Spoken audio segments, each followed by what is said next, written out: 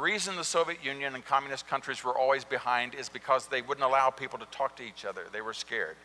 And they had to keep them all compartmentalized. In free countries, in the West, we invented everything and created everything because we shared ideas.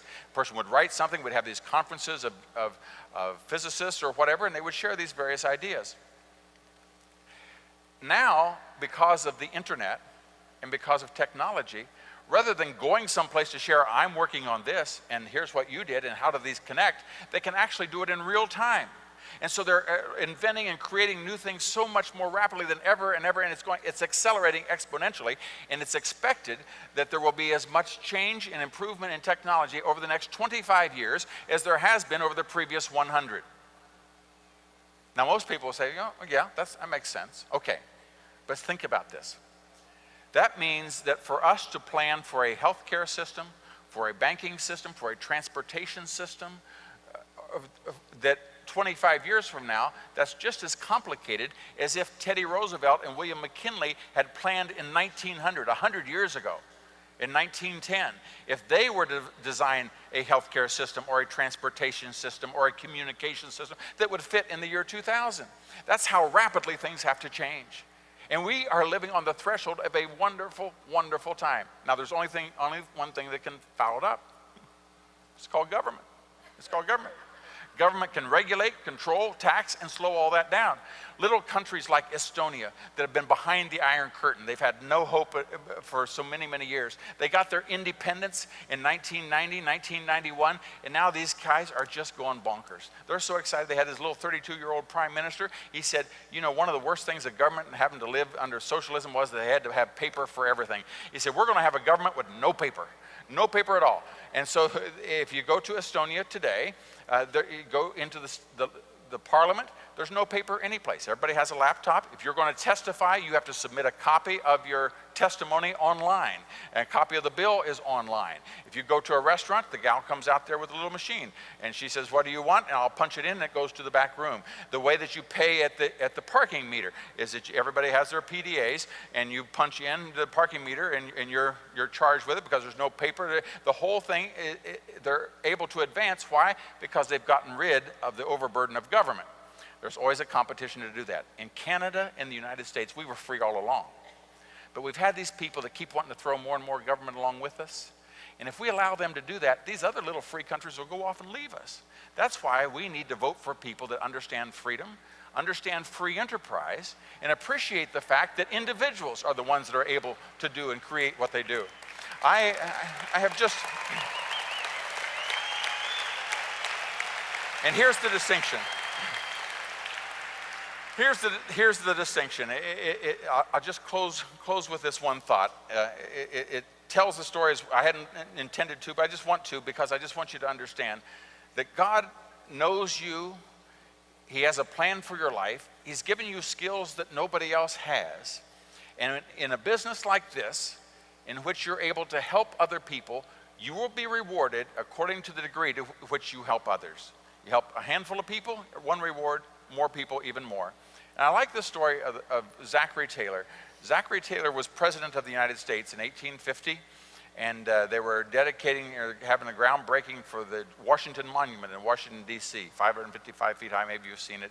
And so they were going to do that, and naturally it'd be good to have the president come speak, and it's 4th of July, that'd be a good day to do it. So it's nice and hot, and they have President Taylor come, and he drones on through his speech, and then he goes back to the White House, and everybody's hot and tired, and they give him a bowl of frozen cherries, nice, and let him cool off. And so he eats the cherries, he gets stomach cramps, and he dies. And so that's the end of the Taylor administration. And but whenever anybody dies unexpectedly like that, whether it be Marilyn Monroe or Elvis Presley or John, whatever, they always speculate there must have been a conspiracy somewhere. I mean, this had to be, the bankers were up to it and somewhere, and so that went on for 140 years, and didn't want to act too precipitously. But 140 years later, in 1990, they said, well, let's dig old Zach up and see if he got poisoned.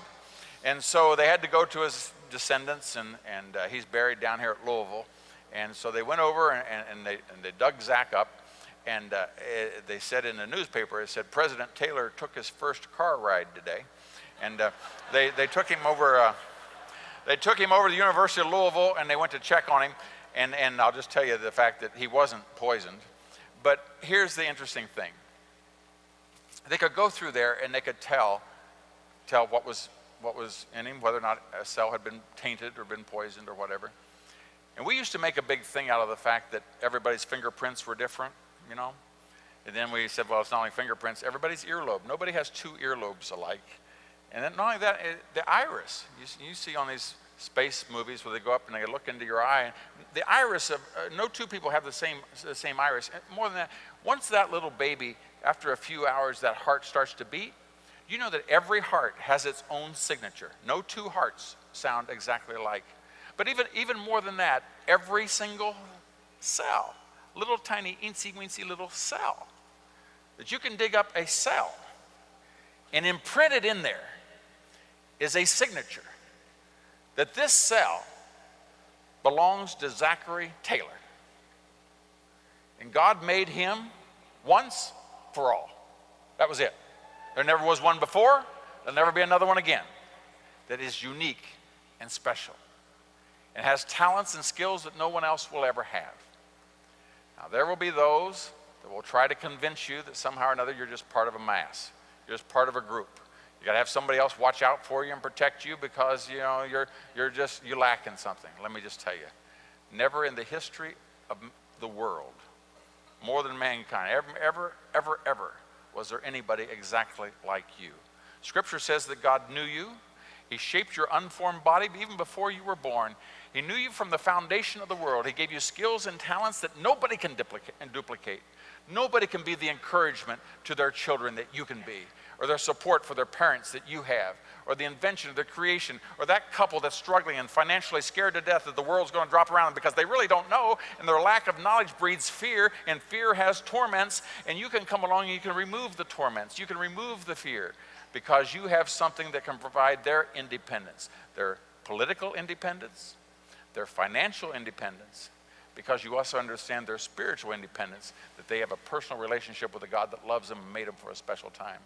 Of all the places I could be, all the people I could be with, it's no greater thrill than to be with all of you who have taken as your life calling to bless and encourage and to help others. Thank you so much. I'll be backstairs.